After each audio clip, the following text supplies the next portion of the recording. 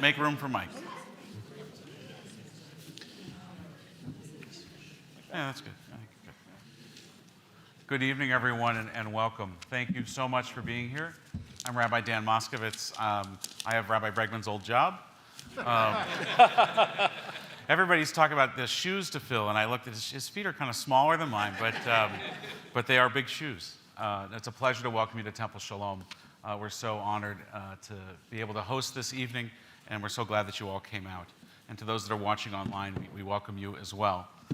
We want to acknowledge and express gratitude for the land on which we live, pray, and serve our community, which is the traditional, ancestral, and unceded territory of the Coast Salish people whose presence here reaches back to time immemorial. We're grateful for the opportunity to freely gather on this land, and we ask your blessings upon it and upon us. Amen. So I was given exactly what to say by Rabbi Bregman. But I do want to, before I offer that, I just want to acknowledge Michael Lee, who is here, MLA. There you are, Michael. And I have a long list of our local politicians that are not able to attend. There's a council meeting tonight. There's a vote in Ottawa, but they all wanted to be here also, so we acknowledge them in abstention. The Canadian Jewish News had a podcast that they published just yesterday, I think it was. And it was with this group and about what we're going to talk about tonight. And in it, Rabbi Bregman said, "We cannot fight anti-Semitism alone. We cannot fight Islamophobia alone or any other discrimination. We need each other." And it's in that vein that we're gathered here tonight to listen to the story, to hear from these wonderful speakers, and to hopefully together not only draw strength and wisdom, but also the courage to fight back against hate. And with that, I turn it over to my esteemed colleague, Rabbi Philip Bregman. Thank you. Thank you, Rabbi. It truly is a pleasure and an honor to be here. When I left Temple Shalom, and I thought I had retired, but apparently I hadn't, and went on to Hillel. It was supposed to be for 8 months. It was for 8 years. One of us can't do the math. And then when that was coming to a conclusion, my concern was, what's going to happen to the interfaith, intercultural relations that I had been fortunate enough to be part of over those 41 years?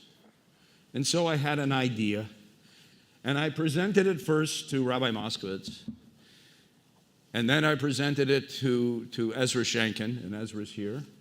And this evening, by the way, is co-hosted by not only Temple Shalom, but the Jewish Federation of Greater Vancouver. Ultimately, I became the interfaith liaison for the Federation, and I immediately started to put together a team of individuals that I had worked with or known over a number of different years. Started with my Christian colleague, Gary Godin. And Gary and I have worked together for many, many years. He's a retired United Church minister. I first met Gary when he was serving the congregation on Granville, and he was out to Richmond. And I took Gary and 2 other ministers to Israel a number of years ago. With Gary, you get the straight goods. He tells you exactly what he thinks and what he feels, and he does not duck or hide in any way, shape, or form for the United Church's responsibility for residential schools. And he makes it very clear to the students as well. Now, I needed a Muslim. Talk about tokenism. Well, I go through my Rolodex. A number of years ago, the bike lane mayor gathered a bunch of us together at City Hall to deal with homelessness and deal with the downtown east side. And it was at that time I met Tarek. Tarek, unfortunately, is not able to be here tonight. He has a family emergency in England and is there. But I met Tarek, and Tarek and I then developed this phenomenal relationship, and our people went to the mosque on West 8th, and his people came to shul. And that's in itself a funny story. Our people went to the mosque. The service was 20 minutes long. They came here, and it's like, oh my God, are we ever getting out of here? How much do you really need to say to God? I mean, you know. Anyway, it was the last time they came, but anyway, no. And Tarek and I just continue to do all sorts of stuff in the area of immigration as well, and refugees, with Syrian refugees, with Afghani refugees, and so on. And along the way with Tarek, I met his young colleague, Yusuf. And Yusuf is our IT person, but he's also my spare Muslim. You shouldn't go anywhere in the world without a spare Muslim. I'm telling you, it's really, really helpful. I refer to Yusuf as WIC. Okay, what WIC? If there's any piece of information you know, this is Wikipedia.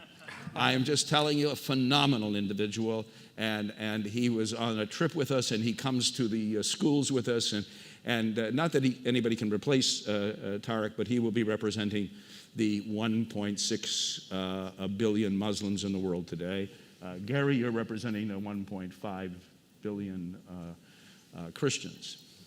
And then I wanted somebody who was Asian, and lo and behold, it was right in front of us.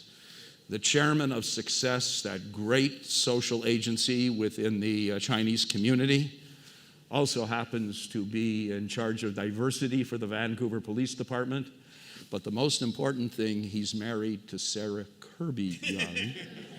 And I really do need to give a shout out to Sarah for bringing the motion of IRA to City Council. And I really...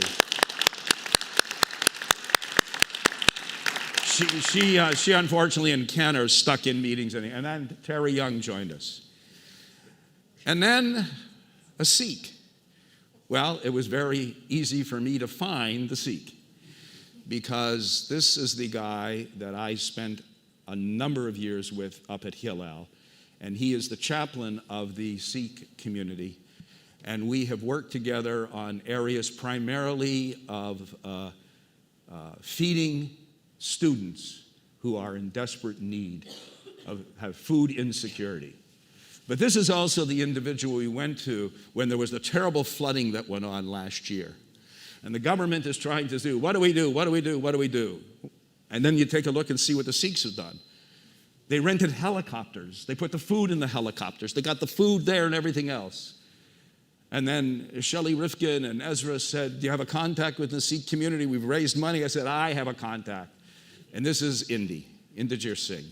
And he immediately got us in contact, and immediately the food money was transferred, and a phenomenal thing. And he continues to work really in food insecurity and all sorts of wonderful things up at the university. Now I needed an Indigenous. And then I needed an Indigenous individual. Well, who am I going to choose? Oh, I know. The person whose office I used to go in on Broadway and yell and scream about the Trudeau government and what was happening and not happening. And I would sit there, and she would sit there with this little sort of a smile.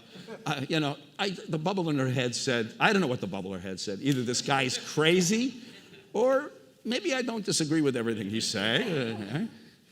And of course, it is an honor and a pleasure to welcome Jody Wilson-Raybould, who not only is my former member of Parliament, the former Attorney General and Minister of Justice, a former chief, but this incredible individual who connects with the students in an unbelievable way. And so we have Jody. Now, we have one other individual, and I'm hoping she's going to be able to make it here tonight. Her name is Jamira Lovemore, and she is an advocate and a representative of the Black community. She's trying to get here. There were some difficulties and some issues, and I'm hoping she will be here. I met Jamira, and Jamira introduced me to Nora Hendricks' place. It's that great place off of Main Street that is a place for both Indigenous and Black men who are financially strapped, a phenomenal organization that she works for. And she does unbelievable advocacy. And if she doesn't make it here tonight, I will fill you in on some of the things that have been thrown at her by the questions. So, we're going to have sort of two parts to this. The first, each person is going to talk a little bit about their experience with the students here in the Lower Mainland. We've started off, and it was a great beginning when we started off at King David High School. Okay, and then from there we went to West Point Grey, and then we went to St. Pat's. I had a marvelous conversation with the Archbishop, and he said, "Well, I'd like you to go to one of our schools." Da, da, da, da, da. He said, "I'm not going to tell them that they should have you, but I will tell them that I strongly encourage they have you." Well, when a Catholic school gets a note from the Archbishop that says, "We strongly encourage," anyway, it was good as gold. And then it was off to a number of different high schools. Next week, we're in Richmond, at the Richmond Secondary School. In January, we're in Coquitlam, and continuing on. So, what was it like with those experiences with the schools? What was good? What was surprising? What was terrifying, if anything? Okay, so, Yusuf. Yes. You can see he likes to pick on me. Again, when looking at the challenge of dehumanization, racism, discrimination, and the various forms it takes, whether anti-Semitism, Islamophobia, anti-LGBTQ sentiment, these are all learned behaviors. No one is born with hate in their heart. They learn it from somewhere, whether it's from family members, whether it's from peers, or in our day and age, and most commonly now, whether it's online. The antidote to that virus of hate is counter-education, providing an opportunity for students to engage with people from different backgrounds and different perspectives and different lived experiences than their own on a human level. The humanization of our speakers is really what struck me at these events. Many of our students would come up afterwards and say, "I never thought of it like that. I've never understood your pain. I've never understood your experience." We live in bubbles, my friends, and for students to be able to see how such a diverse section representing, I would say, through all various groups here, maybe 95% of Canada, something like that, 98%, to see that their story, their challenge, their perspective was reflected in a greater whole of this mosaic that we all represent was very, very powerful. One student in particular that I remember came up to my colleague Tarek, who again is a wonderful human being, and he said to him, it's like, "When I started school, I hated Muslims. I thought you guys were terrorists, and I thought that you brought no value to the world.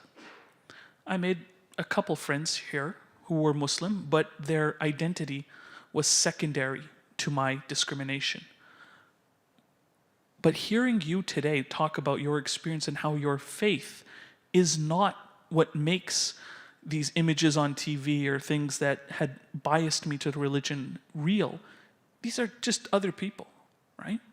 So for us to have those experiences with youth to help change their education that created a discrimination was very powerful. And again and again and again, we saw that throughout these engagements.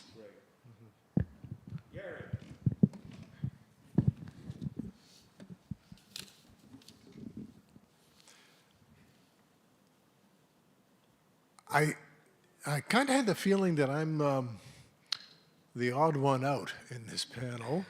I'm the kind of the normal white male who was born and raised in Canada, and I've come from a tradition that has in fact perpetrated a lot of the bias education on others. And so it always feels like I need to apologize for my presence. And yet, on the other hand, there's also a need for me to be able to say quite clearly, as we're dealing with students, that many of the things you think you know and have learned about Jews and Muslims and even the church are wrong. We have committed, as an institution, the church has committed over and over again, and it's hard for sometimes young people in Catholic educational institutions and in others to hear that their tradition has been responsible for harming others, harming the way they live and breathe and have their beings. And there's nothing more heinous in my mind right now than the contribution, if I can use that word, of the United Church of Canada to the residential school fiasco. This was not about education. This was about eradication of culture and language. And when you look at the history of the church, this is something we have tried to do everywhere we went with what we thought was the good news, the gospel, which came as bad news to so many millions. So I try to gently and firmly lay that out and invite people to respond. And sometimes they do. Thank you. One of the thing I forgot to mention is once the team was formed, I was looking for a name. And so with anything good that comes out of my mouth, it really does not come from my brain. Actually comes from my wife. Yeah, thank you. I just sort of channel it. And sometimes the channels get mixed up. And it was Kathy who said, well, why don't you call yourselves the other people? Because clearly each one of you has been the other person in Canada, including, by the way, Gary, who grew up in a rural community as a Protestant in Quebec. Not too easy, and was discriminated against. Okay, Terry. Okay, first of all, Your I'm 2 minutes. surprised I'm still awake. It's past my bedtime at 8. But I want to recognize some of the people here. Jeff with the CIJA, which is our board chair. I volunteer for CIJA as well as Jewish Federation, even though I'm in essence, Actually, a Terry goy. knows more people in the room than I do. Yeah. But the reason I brought that up is, if you look at 6 of us, we look very different. I mean, the perception-wise, we look different, we act differently. You assume that we have very little in common. But actually, along the way, I've learned so much from everybody here on the team, from Yusuf, from Jody, from other people here, that we shouldn't be defined by our differences. I think we can't all be the same. I had a really heated conversation with somebody 4 days ago. We unfortunately serve on the same advisory council. And he said, you got to go there. When I pointed something out as inequality, he said, you have to go there, Terry. You have to go to where it might be racism or prejudice. You just have to go there. And I said, no, I don't have to go there. I can't change the way you see me. I didn't mention any of that. But I find people get angry when they perceive to have anything to talk about racism. I used to live in the United States, and people talk about it. You don't have to agree with it, but you can talk about it. But not talk about anything at all and pretend it doesn't exist. It's not going to make life any better. And I can guarantee you, in 2020 to 2022, hate crime against Asians has gone up 500%. Only 25% of that even get reported. Is this the country that I aspire to live in? I hope not. I hope it's not for you. So I'm just saying is, at the end of the day, only through education and understanding between people who are different than we are, we can actually strive to make a better place for everybody. So thank you. Amen. Jody. What was the question again, Rabbi? It doesn't matter. Just give whatever answer you want to. It's the Jewish way of doing something. The question's irrelevant. Well, I just, in terms of the schools and my perceptions of the schools and the work that we've been doing, I mean, it's pretty cool to go into classrooms and talk to young people. And I don't know how ever many of us in the room has done that, but young people come up with the most intelligent, thoughtful questions, and for the great majority of young people, they don't have these imposed barriers, or they haven't developed these walls and silos that a lot of adults live in. Some of the questions are a little risque. Some of them are bordering on racist. Some of them are very thoughtful, wanting other, like, detailed information about lived experiences and realities of us. And for me, I'm incredibly proud to be an Indigenous person, and I'm incredibly proud to be a Canadian. I come from the Musqueam, Zawadanic, and Likwithau people of northern Vancouver Island, and I share that with everybody that I can and meet. And I am very open. As much as I don't like to talk about myself, it's important to talk about our lived experiences and how the reality of Canada has how Canada has evolved, how Canada was formed, has had very debilitating impacts on my people, on Indigenous peoples.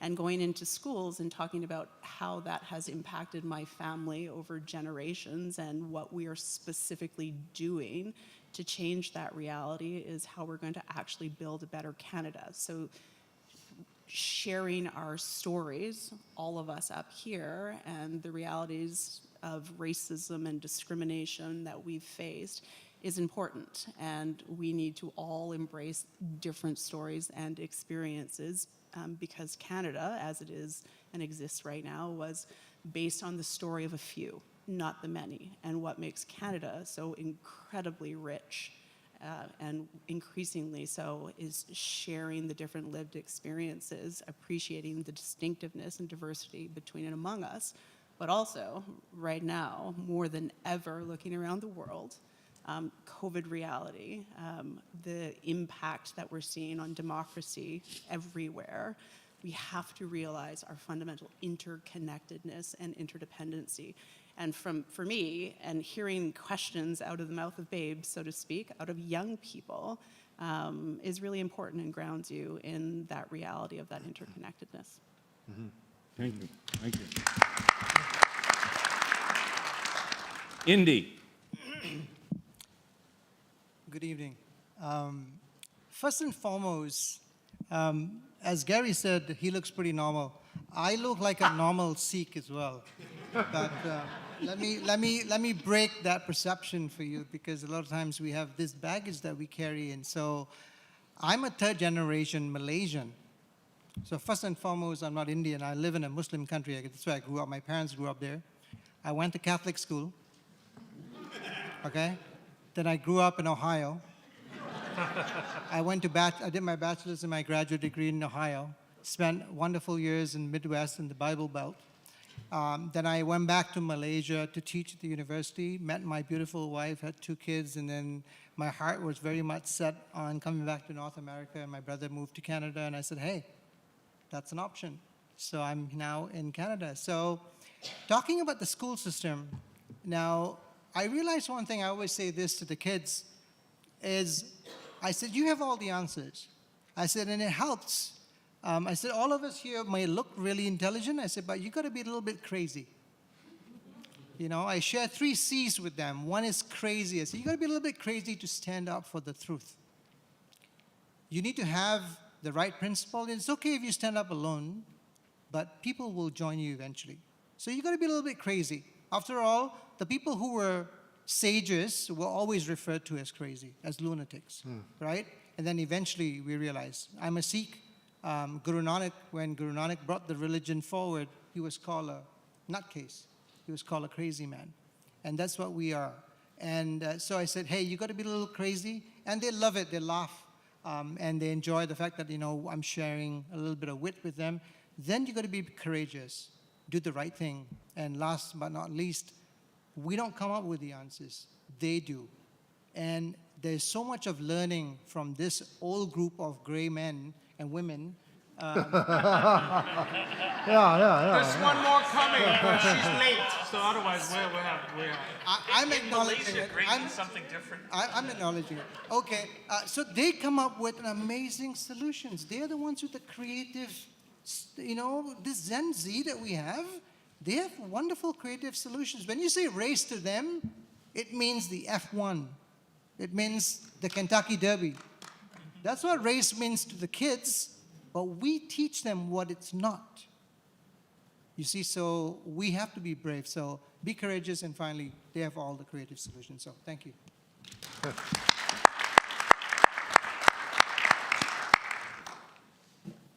With the exception of King David, in many of the schools, I'm the first Jew that they're meeting.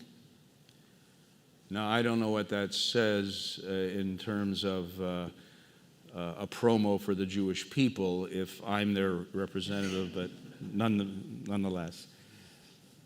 And as Yusuf said, in many instances, after we're finished, they'll come up to us and they begin to admit certain things about their thinking. And the fact that they're doing this, then, okay, we have done something successful.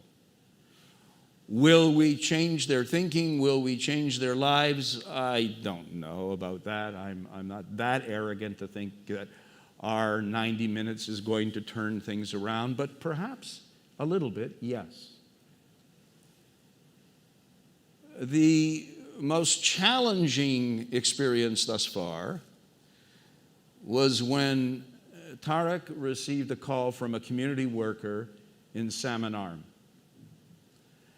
and wanted our group to go to Salmon Arm and talk. There's 2 high schools, a grade 9 and a 10, 11, and 12.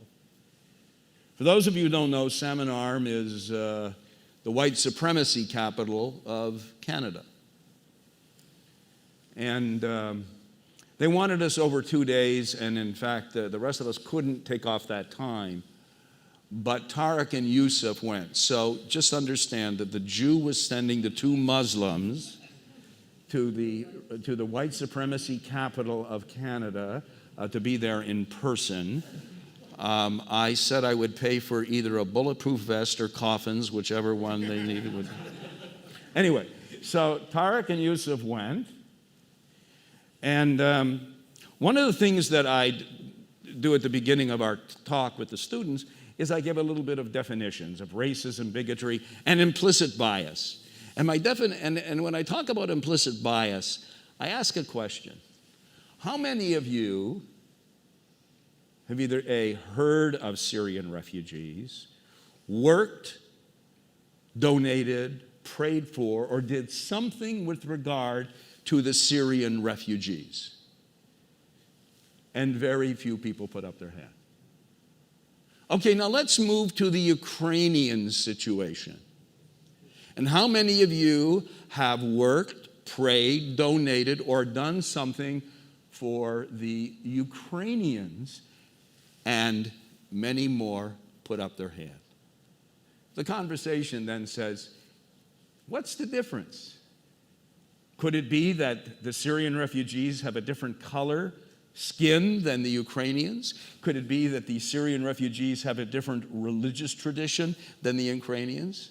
While this was going on in the discussion, and I wasn't there, 4 grade 9 students thought it was okay to stand up in the middle of a public school in an auditorium with a rabbi speaking and give the Sieg Heil Hitler salute. They were immediately whisked out of the room, and I'm not sure really what happened afterwards. But Tarek and I had a meeting, a Zoom meeting the next day with a bunch of community leaders. This was planned before that.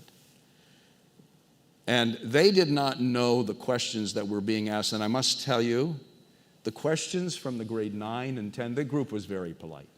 They were the most bigoted, racist, xenophobic, anti-Semitic, anti-black, anti-Indigenous questions we had ever come across. I called up the teacher and I said, am I being baited? He said, maybe, but by and large, this is why we invited you here. Houston, we have a problem. And there's a problem in the area. And we continue to try and deal and help with the community as best we can. We're continuing to do this, and as I say, next week we're in Richmond. The week after that we're in January we're in Coquitlam. We're hoping to get into the Vancouver School Board. We're not there yet. Boy, and I have to tell you, this is work that Tarek and Yusuf have been working on long before I came into the picture. I remember having a conversation with Tarek, and I said, well, I've come to the conclusion the Vancouver School Board is just anti-Semitic. And he says, funny, I think they're anti-Muslim. I said, oh, really? I said, okay. Well, we're hopefully making some inroads, and we will see. Well, last March, I think it was last March, I really want to say my old travel agent, but he's really not that old. But the travel agent that I have used for many, many years, and the one that Kathy and I used in taking about 1,000 people from Western Canada to Israel, and this is Neil Chark, and Neil's here with... He phones me up and says, I got a crazy idea. I said, okay, shoot. He said, well, Air Canada just opened up its flights to Dubai. I said, so what? They said, well, Air Canada wants to know if he can figure out a group that would like to go to Dubai and Israel, because Dubai and Israel now have flights going back and forth on LL 7-8 times a day. And of course, Air Canada now is our only airline directly from Canada, now that LL dumped us and no longer flies out of Toronto and Montreal. And I said, well, I've got this group. I got this crazy, wonderful group called The Other People. And I explained it to him, and he said, I'll get back to you. And he got back to me, and then we met at a Starbucks on Cambie. And unfortunately, he's not able to be here tonight. And if he's watching, James, I hope you're feeling better. He just came down with the flu. Did he get the flu after meeting with you today? Yes. And we also have two other wonderful individuals, Serena and Marina, who are executives and travel executives who joined us on the trip. And we met, and lo and behold, Air Canada said, we're in. We think this is great. And then Neil gets the Ministry of Dubai involved, and they're in. And then we get a travel agency in Israel, Verd HaSharom, and they're in. And then we've got Neil going in, and Neil's company going in, and also then I said, what's the shortfall? And he gives me the shortfall, and then I phoned 4 members of the Jewish community, and lo and behold, we don't have a shortfall anymore. I mentioned the other day the worst thing ever happened to me is call display. Because they see my name, they won't answer anyway. But these 4 people are still answering my phone. And some of them are here this evening. In any event, so lo and behold, we have this trip that's planned. And we're going in September from Vancouver to Dubai, well, to Toronto, and then to Israel. So we're going to talk about that trip right now and what that was like.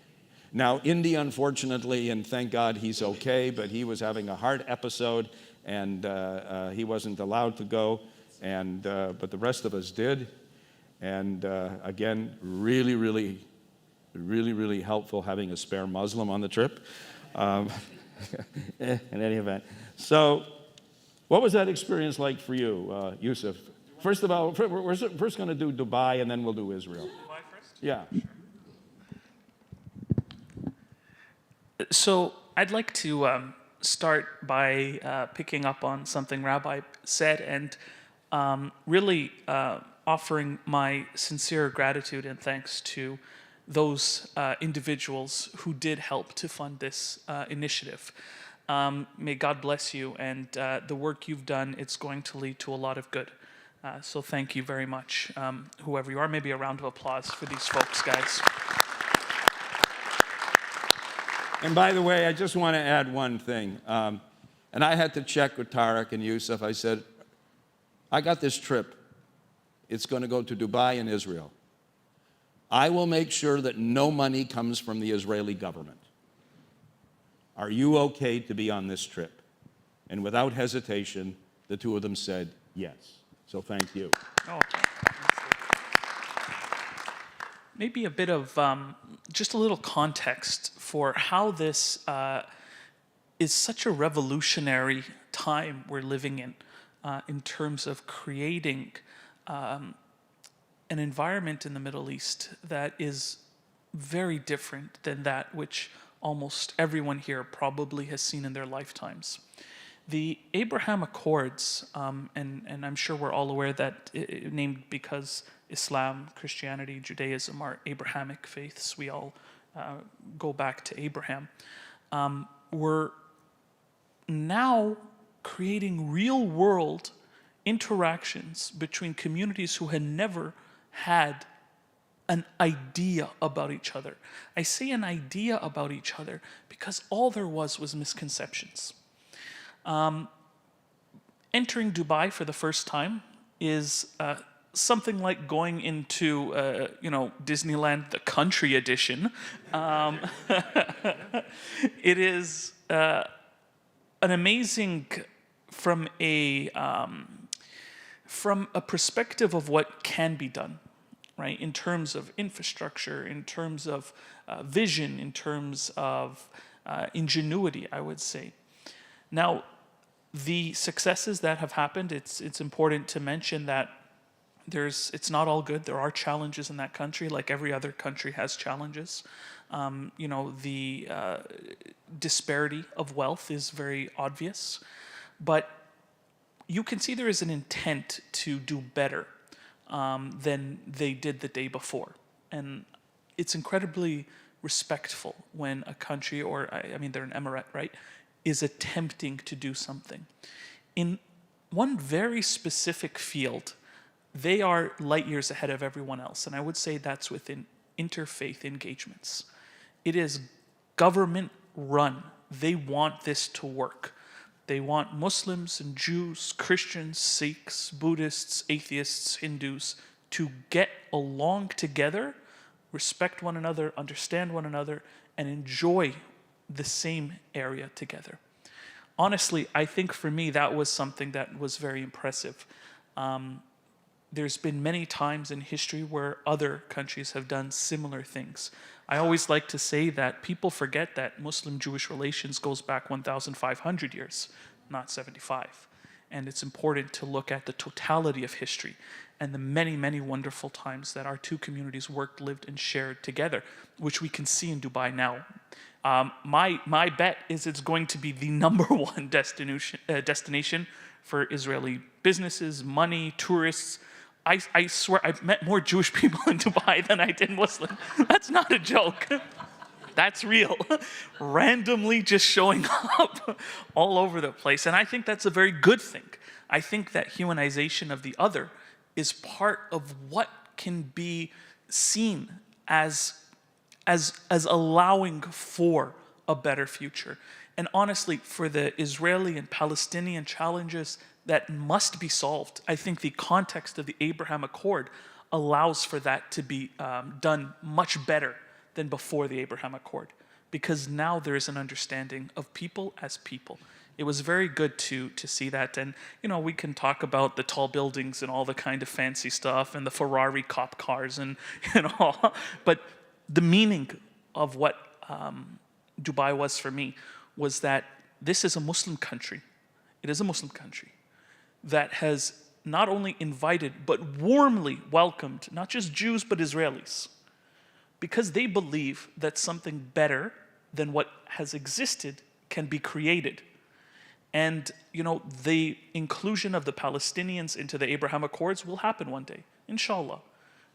this problem will be solved. And for me, like the experience in Dubai helped to reinforce hope in that. We went to the Museum of the Future, which, you know, for me was cooler than all the, you know, fancy palaces and all that stuff. And you know, you have this hope for the future of humanity. Thank you. So the reason he met so many Jews, we accidentally, and I don't know how this happened, we ended up at this community center that really is run by a Lubavitcher Rebbe, Rabbi Levy. And Rabbi Levy really wanted to know what the hell we were doing there, and we wanted to know what we were doing there, and whatever. So we had this brief conversation, and he informed us that he was getting married in 2 days. And that if we were free, we could go to Abu Dhabi and come to the wedding. Thank you very much. Okay. Everywhere we went, we were meeting Jews who were going to Rabbi Levy's wedding. And in fact, it made the newspapers because 1,500 guests were at this wedding, including a number of the emirs of the United Arab Emirates. And you know, I see a bunch of guys with kippot and tzitzit and the fringes in the mall.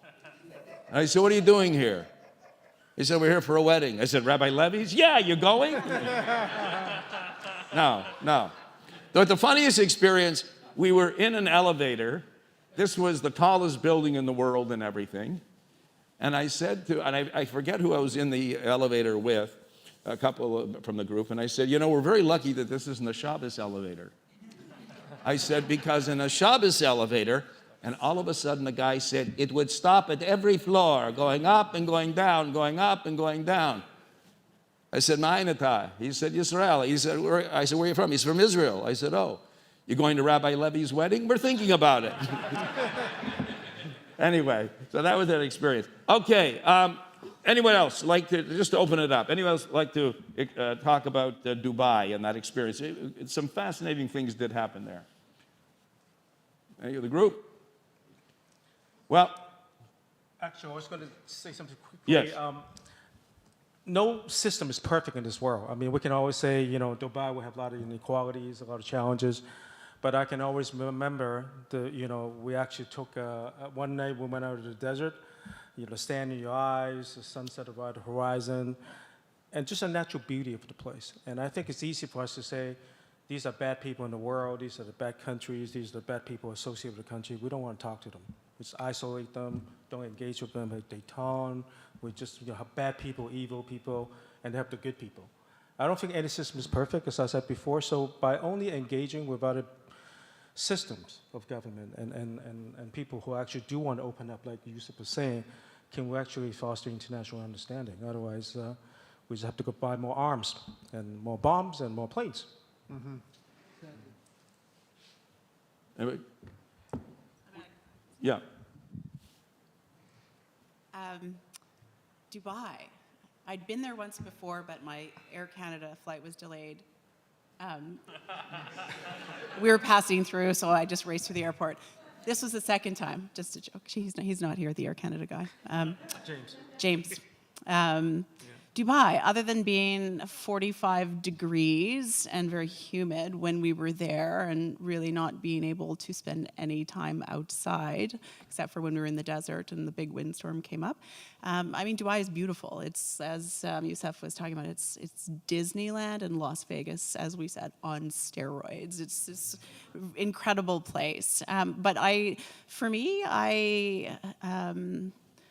had the great fortune in my life of traveling all around the world, and Dubai is a very interesting place. Israel is an absolutely wonderful place, but there is commonality that I find in every place that I have gone, and I agree with you, Seb. We had some extraordinary meetings in Dubai, and it appears to be a real attempt to bring together people from different faiths and backgrounds to create a sense of harmony and understanding between and among everybody. and I'm not saying that that's not the case, but I suspect it's not entirely the case. And this applies in every country that one goes, for the most part. And for me, living in Canada as an Indigenous person, I was raised Indigenous. I went to a school where there was predominantly white people there. And I have always in my life, and maybe you can identify with this, experienced the reality of having to live within two worlds. And I think that is the experience throughout the world, and certainly in Dubai and perhaps in Israel, but other people can talk about that more than I. But what we're seeking to try to do, and what these meetings that we had, is how do we find that place in between where we're not talking about our entrenched realities and our backgrounds and what we've learned and what our worldview is, but actually bridging in between. I write about this a lot. Like, how do we create that space in between where we're trying to understand each other's realities, the history of the place that we're in, and that history is not told by a couple of people, it's told by many people, the diverse people that come to that place, and why it is how it is. So it's like going to these different countries and trying to understand. It takes a lot of time and takes a lot of investment of time, and it's worthwhile. It's just, I equate it to the reality of Canada in terms of we are so-called found by two nations, and my people were left out. We are currently in this reality where we need to, more than ever before, develop a shared history of Canada. I mean, this is the message I heard when we were in those meetings in Dubai. We're trying to develop a shared understanding of this place and not leaving people out, which we know people are left out everywhere. Why? Because people not everybody has power, not everybody has influence. This is the case, I think, in every place that I've traveled throughout the world. And I think we need to be very mindful of those realities. We were fortunate. Our guide spoke to us. I don't know that your guide necessarily did in the same thing, but our guide really talked to us and made it very clear that only 15% of the inhabitants of Dubai are citizens. Everyone else is a foreigner. And if you're a citizen, you have unbelievable rights and privileges and education and health, interest-free loans. It just goes on and on and on and on. But the vast majority of people in Dubai are not citizens. That's an important reality for us to understand. The other thing for me is, I have to say this, Vancouver, Dubai put us to shame with the two most fantastic kosher restaurants that we attended. The first one was a vegetarian restaurant with the interfaith group, and it was unbelievable. And the second one was with the chief rabbi of Dubai. I had gotten in touch with him before to arrange a meeting. His name is Rabbi Eli Abadi. And a fascinating story. So, Eli's family were kicked out of Syria, and they went to Lebanon. And Eli was born in Lebanon, and a family was kicked out of Lebanon, and they went to Mexico City. And from Mexico City, he came to New York to study at Yeshiva University to become a rabbi, and then decides that's not enough. He goes to NYU and becomes a medical doctor, a gastroenterologist.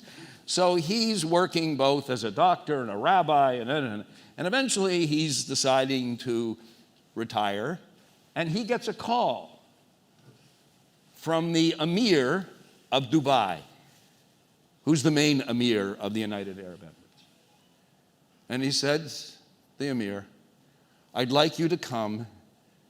Now that we have relations with the Jewish community, we need to have a contact. We need to have somebody representing the Jewish community in the United Arab Emirates, and in particular Dubai, and I want you.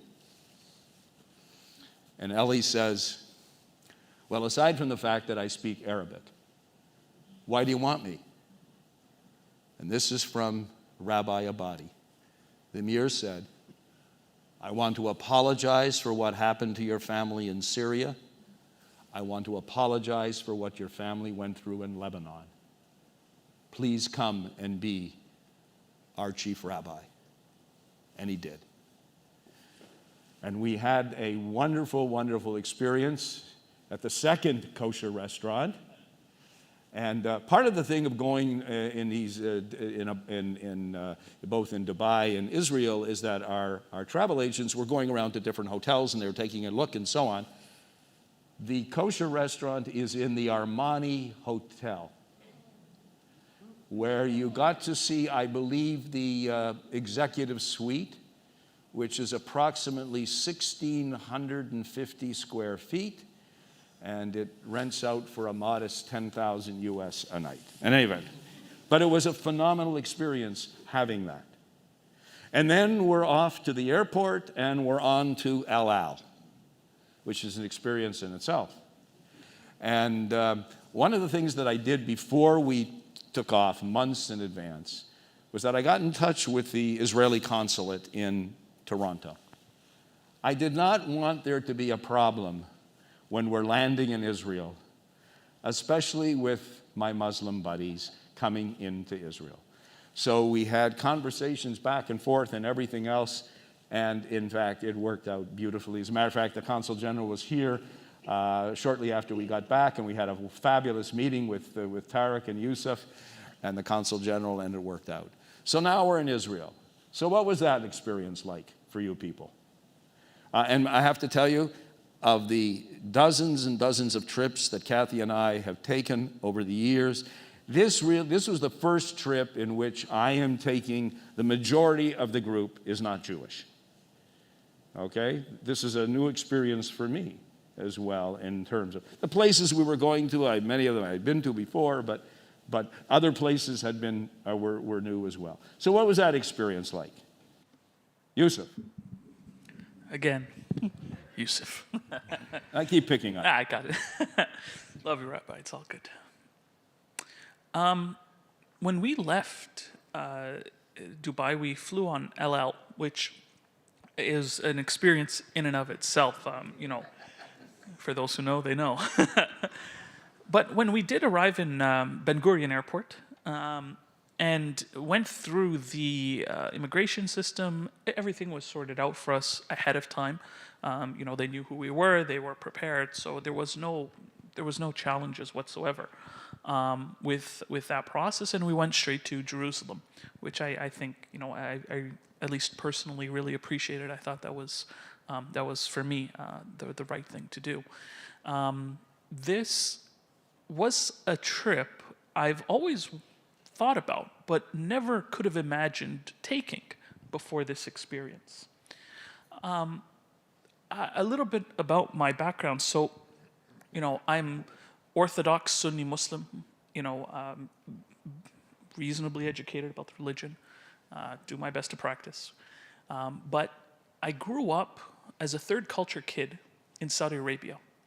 My parents were expats there, traveled to the States, traveled a lot when I was growing up. So I was lucky enough to be, kind of experiencing a lot of different cultures. And because of that, I've never had a general bias towards other people. I always thought, we're all human beings, and I thought Chinese history was my history, right? I thought Indian history was my history, like the kind of human history. Going to Israel was an opportunity to really learn and learn on a heart-to-heart level the meaning of Israel to Israelis. This is something most people who I've talked about my trip with lack. That understanding of what it means to someone who sees this and believes in this as their home. And the reason why I'm bringing that up is because this experience informed the rest of the trip. Our tour guide was awesome, went into great detail, very nuanced, a lot of different perspectives. And we had an opportunity, and I'm speaking from my perspective, to have the understanding of Israel as an Israeli would understand it. And I'm sure, okay, you can get a million different views, but the general understanding. And it's one of safety. It's one of homecoming. It's one of community. And those are feelings that I share as a human being. Going to Jerusalem on that first day was, for me, the completion of my pilgrimage. We got a cool little certificate from the Israeli government. You're a Jerusalem pilgrim. I was like, howdy, pilgrim. I've finished my pilgrimages to Mecca, to Medina. I never thought I would do Jerusalem. And it was just, this is just the way of the world, right? That was a bias on my end. Now we're pitching Muslims to go there, right? It's important, right? Good for the Israeli economy, you get some tourists, right? But also good to better understand each other, to humanize one another. The work of the other people, to me, at its core, is one of humanization, because that is the first step on the path to understanding and cooperation, and dehumanization is the first step on the path to violence and oppression. The experiences in Tel Aviv, I'll be honest, Tel Aviv is not my kind of city. I like Jerusalem more. Tel Aviv, I found was very similar to most big cities in the region. There's buildings, there's stuff. Haifa was cool. I loved Haifa. Eger was cool. Very nice, the history, that kind of stuff that we've seen, in movies a million times over, if you watch those kind of historical movies, and then seeing it in real world.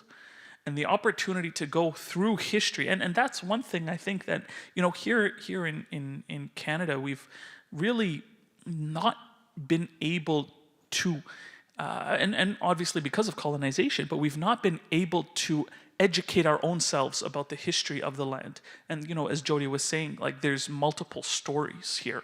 And how many of us actually know what it is? How many of us are engaged with those stories? Whereas you can see the efforts there were made to make sure that people understood the path of history that they're walking down. So whether it was the meetings with the schools where we heard from Arab and Israeli children who are growing up together and to understand each other and to work together, or Save a Child's Heart, the hospital. So if you were not aware of that, hands down, this is one of the most amazing organizations in the world today. They're saving children. They're doing free surgery for their hearts. They're flying them in, many Palestinian kids, African kids, for free. This kind of work is what is it called in Hebrew? A good work for humanity? What?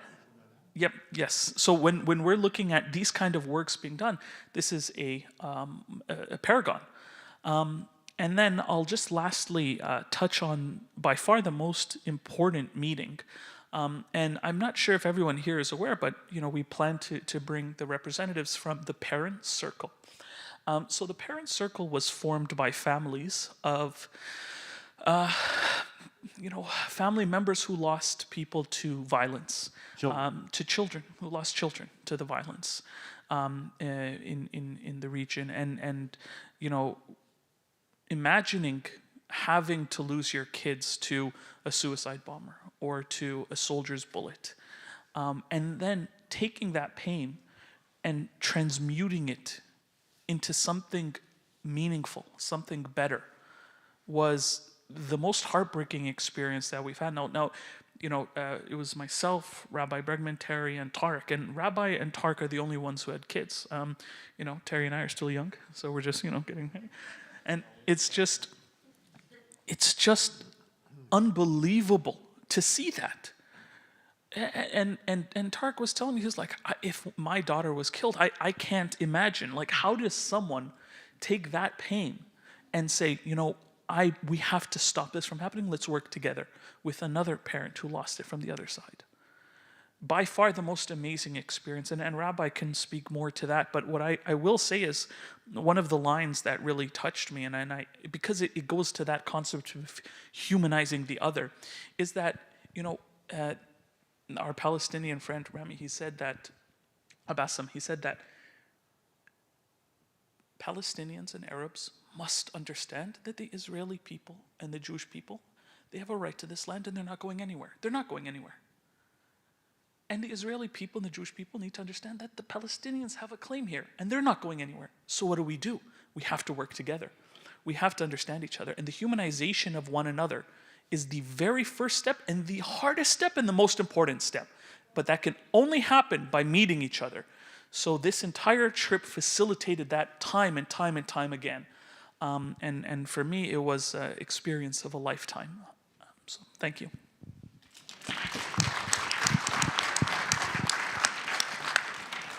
Anyone else? Comments? Mine's going to be really short. I wrote it down actually after the trip, so it was fresh in my mind, and I shared that with my fellow travelers.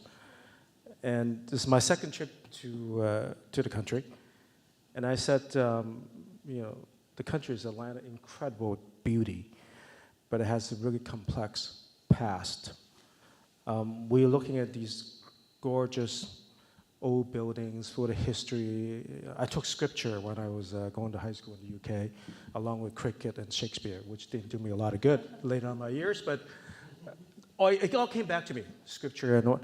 And you see in the morning, the sun rising, one morning we got there at 7 o'clock to avoid the crowds, and this 18-year-old young IDF soldier just finished the night shift. You can tell because she's half asleep, carrying a fully automatic weapon on one side and a semi-automatic weapon on the hip, and a fully automated taser on the other side, and maybe it's CS gas on the belt, and armed. And of course, in this world that we live in, we need people with guns to guard us from evil, whether you like it or not. Whether you'll agree with it or not, I don't know, but it's really interesting. But we got to go to Gaza Strip, and we talked to people about the rocket attacks. Before the last rockets fell, you can hear the gunships wind down and go on the other side to drop rockets on the other side. And the two Gaza Strip is divided by a humongous wall that you can't see on the other side. Old City is my favorite place. It's timeless. And really impactful was Joseph, this parent group, the father who lost a 15-year-old daughter to a bomber in the old city of Jerusalem. And he said they're running around the streets and they couldn't even find one piece of her left, not even one. He thought he can go on with his life, and he couldn't. And and I went on to write, in a world of ambitions, love punctuated by people's losses and the broken dreams, we actually ache for peace in this world. Now, in some places in this world, the peace is going to be quite elusive. It's not going to come anytime soon, if it's going to come at all. And I finally use a ancient Asian saying. He said, if you live in the past, you're going to be depressed because you can't change it. You live in the future, you're going to be anxious because you don't know what's going to happen. But if you live in the present, you can find peace. And at the end, I say, Assalamu alaikum, because it's in Arabic, may peace be with you. And thousands of people in this world today will never see peace in the near future. They will die, they'll have sufferings, they'll be wounded. They will never see the world the way we should see it. And I think we should always remember, we should not always be enemies. We should try to see the differences that doesn't really define us. At the end of the day, I was recently in a healing circle in Musqueam. The people only want three things: respect, acceptance, and love. It really doesn't matter where you come from. So that's the lessons for me. So thank you. Thank you. Yes. Quick comment for my friends in CSIS. We didn't actually go into Gaza.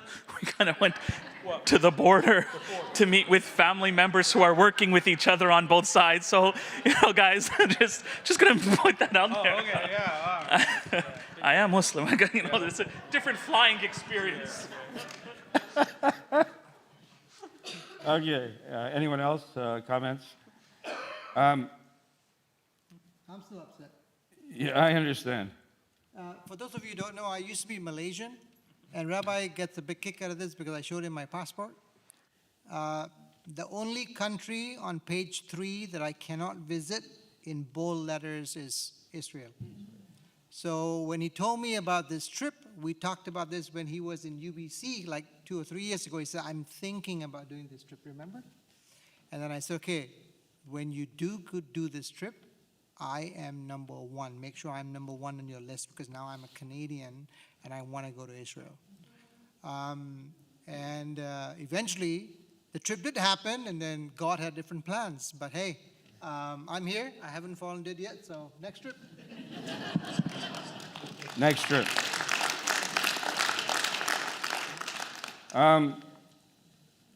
I've been to Israel many times. I lived there for a year as a rabbinical student.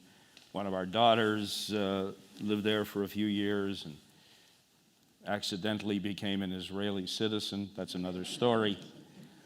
Married an Israeli, and a restaurant was born. In any event, this was very, very different. It was different because we were going to places that I had not seen myself. I wanted to be as broad an experience as possible.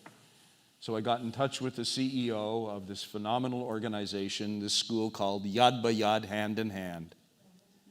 It started out in the 1990s with 50 students and now have over 2,000 students in 6 different campuses. It's a fully bilingual school of Hebrew and Arabic. And we met with the CEO, we met with the students, beautiful students, met with the teachers, and the languages were going back and forth into Hebrew and Arabic and English. And the students were asked by our group, why did you choose to come here? Was it your choice to come here? Yes. I'm living in this country and I don't know who the other person is. I don't know who the Israeli is. I don't know who the Palestinian is. How can this be when we live just a few meters from one another? The phenomenal work and the phenomenal teachers. And then it was off to Givat Chaviva International High School. And Givat Chaviva is known for its dialogue. This is a school in which 25% of the students must be Palestinian, 25% of the students must be Israeli, and the other 50% are from all over the world. And they have an international baccalaureate program. And we met with 8 or 9 of these students from all over the world and why they chose to come. Fascinating experience talking to this one girl who was from Turkey. From Turkey. Tell me what that experience, tell us. When you approached your parents that you were going to do your international baccalaureate in Israel, what was the reaction? He said, you could still, if you listen carefully, you can still hear the yelling and the screaming. And ultimately I said, I'm going to go. And then, well, you've got to make sure that this happens and then it'll be safe. And, she's finally stopped texting him every 5 minutes. Every 10 minutes, but not every 5 minutes and everything. And it was a phenomenal experience. But going through Save a Child's Heart, oh my God. You go to that place where we first went to the children's home, and you see the children, and you see the mothers. And out on the lawn was Marina were playing with the kids. The most heartfelt, you just cannot believe. This all started when an American doctor who made Aliyah, was a cardiologist, gets a call from somebody in Ethiopia, a doctor, and saying, I've got a kid here, he's going to die, can you come take a look at this experience? Ultimately, the doctor comes down, does the operation, they fly the kid to Israel, does the operation, and then the kid lives with the doctor for 6 months because the aftercare is so important. And then the whole hospital developed in Cholon. And everything is done at a cost of nothing. And we're walking through and we're going into the intensive care. I said, what do you mean? How can we go into the intensive care? Where are the robes? But the gloves and everything? He says, these walls are specially treated. Nothing can stick to these walls. No germs can stick to these walls. And we are just a few meters away from a child who's 3 months old who's just had open heart surgery. And room after room after room. And then James Howie, who couldn't be here, the Air Canada executive who made so much of this happen, is looking up and he's looking. And our guide said, yes, those are air vents. This is also a bomb shelter. The reality. But Yosef said, tonight you're Yosef. That's fine. Okay. 14 ways to spell my name on Wikipedia.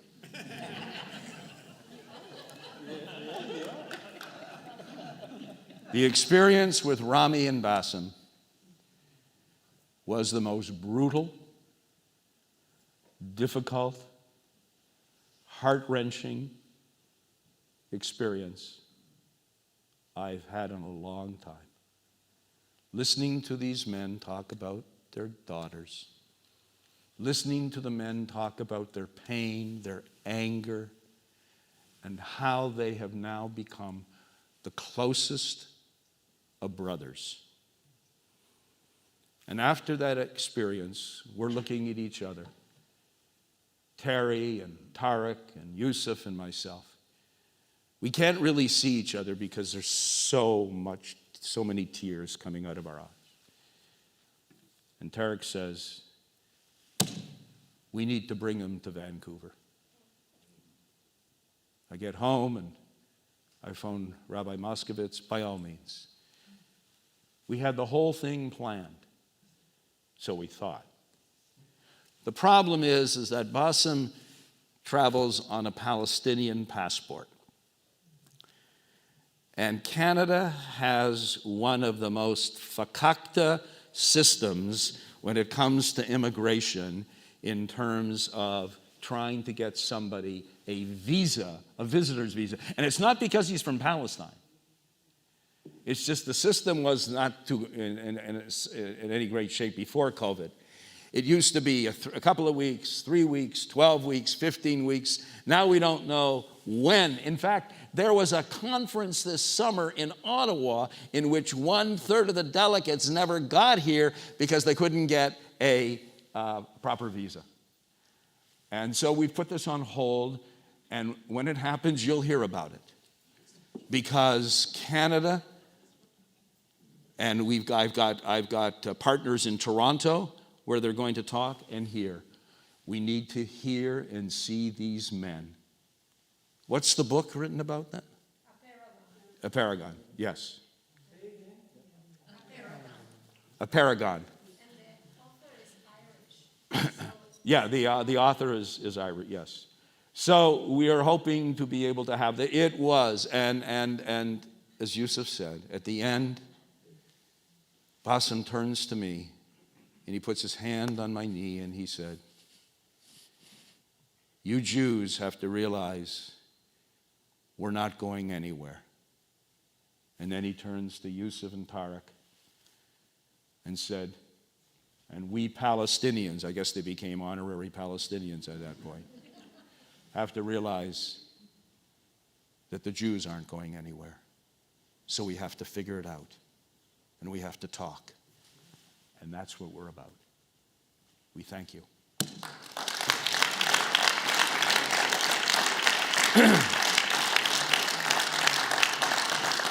I'm going to leave a few minutes. Yeah.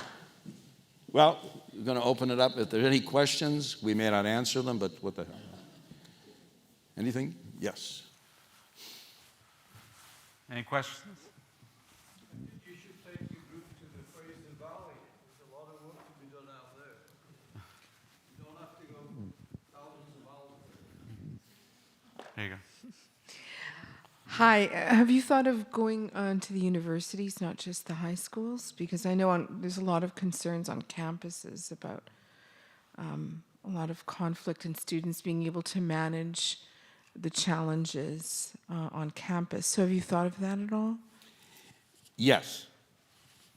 Having an idea and having it come to fruition are two different things. And I've made some inquiries, and I haven't received anything back yet. You're absolutely right. The university is a hornet's nest in many instances of bigotry and racism and so on. We have to find the right venue where we think enough diversity of individuals will come and do it and be willing to sit and talk and engage with us. Yes? Favorably impressed with you guys' effort there. Myself, I've been more like an international citizen, including Dubai. I've operated and all across the world. And beside my professional credentials, I've been into theology and I've studied most religions as well. And there's a common fiber there where I could relate from the scripts themselves. So just wanted to make that comment and appreciate that commendable effort. And if I could be of any help in your mission, would be very glad to lend my hand there. Thank you. Thank you.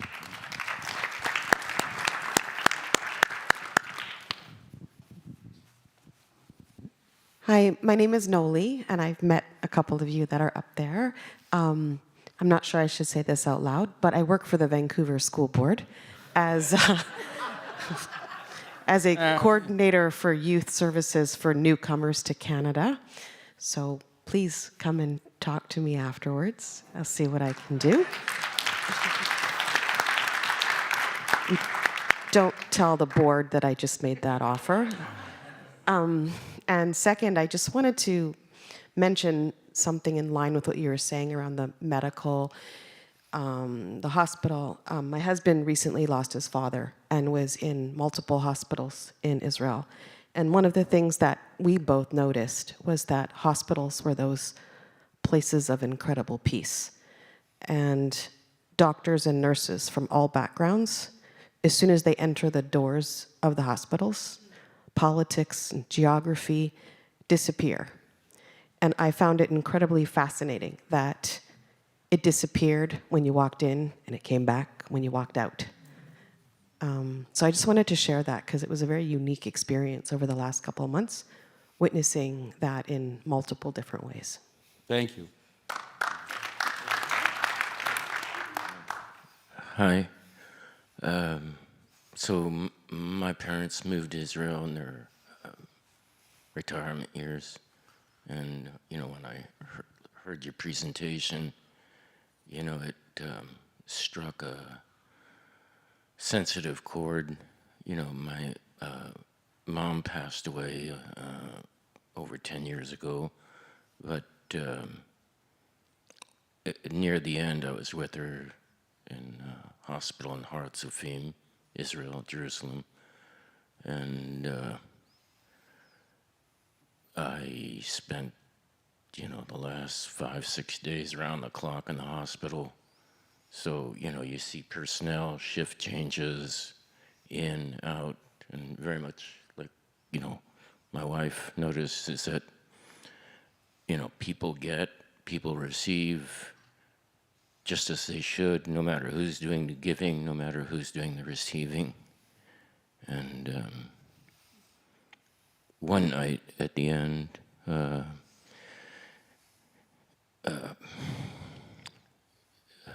you know, my mom at the end, she had incontinence. So it was, you know, kind of the middle of the night, and, you know, they do the diaper changes usually on a certain shift in the morning. So, you know, she said, I can't sleep like this with a full diaper. So she says, can you go get somebody? And I said, well, who do you want? And she says, well, go check the floor first. So, you know, I did a quick scan. I said, you know, Ruti's at the desk. Sarah is, you know, going room to room. And Mohammed's also on the floor. So, you know, she said to me, it's got to be Mohammed. I'm like, okay. You know, I thought that was kind of, you know, strange that she wanted a man to change her diaper. And so I went and got Mohammed, and I explained to him in Hebrew that my mom had a full diaper and that she couldn't sleep like that. And he told me no problem, and on the way to her room, you know, he switched to English. I probably noticed I had a strong accent in my Hebrew. And he stopped at the door, and he said, I don't want you to worry about your mom's honor. It will be protected, because when I go through the door, your mom will become my mom.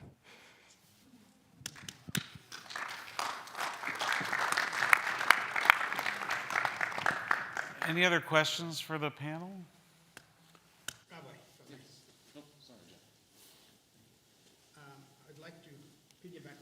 Yusuf maybe said earlier, that you discovered some self-biases about thinking, well, I could make a pilgrimage, but I wouldn't make it to Jerusalem, and you did. So I'm curious about everyone else. You learned about how much we have in common, and you learned about other people's commonality. But I'm also curious, how did it impact your self-identity? Did it change you with regard to your own identity, not just appreciating others, but something about your own? Did you learn more about yourself, about your own heritage, by appreciating maybe the differences, but also the commonalities? Actually, I'll take a quick stab at this, Jeff. That's the reason I love being part of the group, because over time, I actually learn a lot more about myself, reflective of other people's differences, and we see the world through our own lens, right? So it's been very educational for me as well, because obviously I have much to learn as well along the way. So yeah, I've been really grateful to be part of this. Thank you. Ezra Shankin, I just want to respond. after Rabbi Bregman. I know. I have been to Yad Vashem many times. This was the most emotional experience in which I was very close to a complete and total breakdown. I was going through Yad Vashem with incredible individuals. I was with Yusuf, I was with Tarek, I was with Jamira, and I was with Serena. And as I was explaining, it hit me harder than ever before. And they just formed a cocoon of love around me. I will never forget that. I will never be able to fully express to them my deep appreciation. Yeah, I wanted to, I'm Ezra Shankin, I'm the head of the Jewish Federation. I just wanted to thank this group. We are privileged, along with Rabbi Dan and others, of being supporters of this exciting initiative. When Rabbi Bregman brought this to us, I was fascinated to see if he'd be able to bring everybody together. I mean, if anybody could do it, it was Rabbi Bregman. And what he's been able to do, along with everybody in this group, really jumping in with 2 feet, I believe that this is fast becoming a gold standard of engagement tools that is at the disposal of people here in British Columbia and beyond. I think people are going to be talking about this, and I know that many of you who are sitting here tonight like I am and seeing these individuals and the way that they talk, not giving up what they believe, but finding the commonalities. I think all of us feel like we're bearing witness to something really special that's only going to become more and more valuable. And I want to say on behalf of our federation, our organized community, how much of a privilege it is to be able to be a part of this journey with you, Rabbi Bregman, and all of you who have signed on to what I think is incredibly holy work. So I just want to give a round of applause to this group.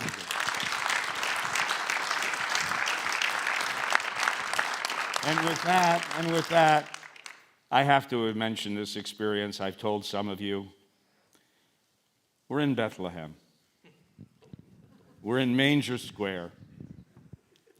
The group is going in, and our guide, who's a Palestinian guide, goes up and is speaking to a Palestinian police sergeant who comes up to me and very, very politely says, "If you want to go into the church, you're going to have to remove your kippah."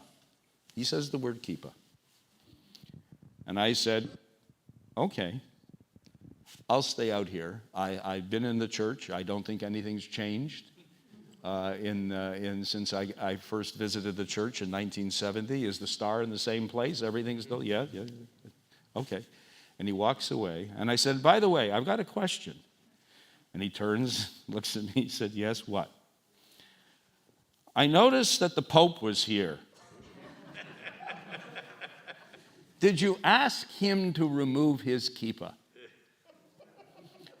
And the police sergeant takes a few steps, takes out a cell phone. He's on the phone for 10 or 15 seconds, closes it up, comes back to me, and with one word and a gesture, he says, Bavakasha. I want to tell you, aside from my chutzpah, his response was beautiful. To listen and then in a welcoming way, in Hebrew, to say, Bavakasha. So we didn't give up anything in that trip, but we gained so much. I want to thank you, all of you, for being here. And if I could just add, my hope and my prayer, it's been a privilege to host this in our sanctuary. And I hope this takes place in all of your sacred spaces and meeting places as well, and that all of our communities are able to have these kinds of opportunities to learn from you and to ask questions and to have this experience. So I hope that you do this many, many more times in all of your sacred spaces. We have some refreshments for you in our social hall. Thank you again to the Jewish Federation for partnering with us and putting this together tonight, and to all of our panelists. Have a wonderful evening. Thank you.